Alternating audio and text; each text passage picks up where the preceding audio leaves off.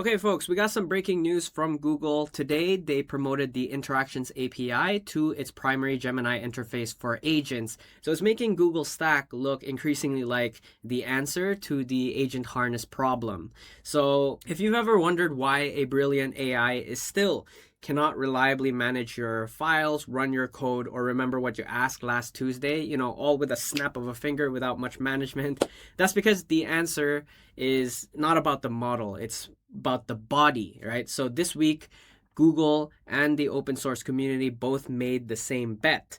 The harness, which is the container that lets AI actually do work, is now the main product. The model is becoming a commodity, and more we see these types of news.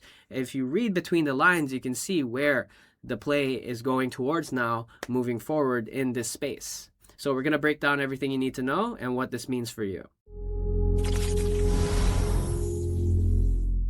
Okay, so what's happening here is Google has made it official.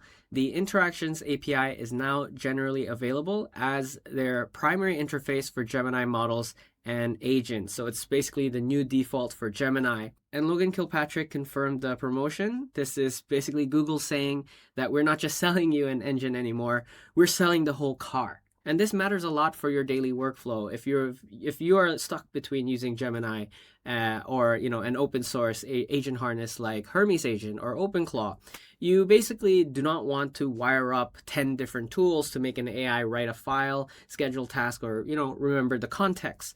You basically just want one system that handles the conversation, the tools, the execution, and basically with the Google's Interactions API, this is exactly that, right? So one endpoint for both models and agents. So Google is blurring the line between asking a chatbot and delegating a task. And Phil Schmidt here laid out the full feature set. So background, async execution, expanded tool support, multimodal generation, manage agents, and anti-gravity as well. And anti-gravity here, very interesting, is an isolated remote Linux sandbox baked into the stack as well. So think of it like this. The AI is not just replying to you anymore. It is getting its own clean workspace to actually do work without touching your personal machine. So you can do all sorts of really cool multimodal generations with that baked into your agent. And this is the feature most everyday users will miss, but immediately benefit from, right? Instead of risking your local downloads folder or system files,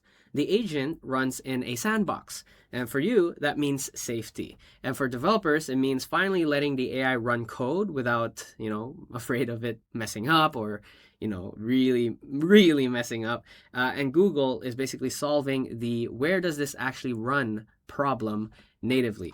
Google also shipped an installable Gemini interaction skills. It's basically a training manual that teaches coding agents the new SDK patterns and current model versions.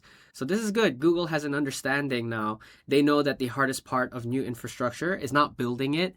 It is getting the tools and agents to actually migrate. So Google is going all in on the harness here. They want you inside a polished vertical stack, but not everyone wants to live inside a single garage, right? And that brings us to the roads and the bridges the open ecosystem is building. So this is a good survey of 9 open source agent communication protocols. The pattern is basically this. Everyone agrees that agents need to remember state and carry rich hybrid payloads, but no one agrees yet on how agents discover each other across decentralized systems, right? It is like every car manufacturer has standardized the tires, but the GPS still speaks different languages. It's very isolated silo. So to make that, sci-fi looking future happen where these agents are really working together autonomously without having human in the loop, this is the biggest bottleneck right now in multi-agent systems. And so for you, if you have more than one agent and then you want to hand off the task from one agent to another across different apps, let's say, for example, for me, this is my biggest problem, handing off my task between my personal MacBook, my work MacBook, and into here in this Windows where I'm filming and then showing you guys exactly what's going on. So there's a lot of stuff that are not incomplete because the handoff process was very, very problematic. So right now, what we're seeing is that Google is building the luxury dealership.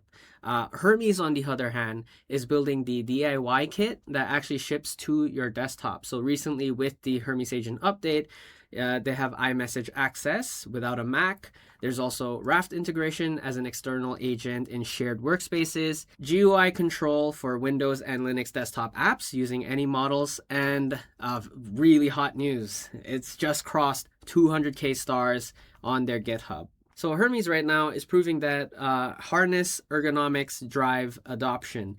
GUI control means your AI can literally click, type, and navigate your apps and not just chat, but still so far that is a bit of a limitation. They're still guessing where the UI elements are when I've been running computer use with Hermes Agent, but the potential is certainly there. And plus the fact that they have 200K stars is a signal developers are voting. They want the harness, not just model benchmark. So I'd say the state of what's happening right now for you is, Google wants to sell the complete car, the engine, the chassis, the garage, but the open source world, on the other hand, is building the road network and the hackable kit you can tune yourself. So the question is no longer which model is smarter.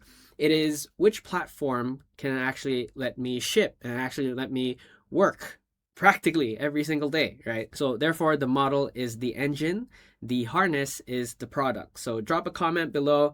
Are you going with the polished stack like Google or the open source harness like Hermes Agent? I'm pretty sure if you've been using both, I think you're stuck. No, I wouldn't say you're forced to pick a side, but I want to know what from your experience is if you have used both agent harnesses. Okay, so if you find this video helpful, smash up the like button, subscribe to the channel. My name is Ron, Shannon out.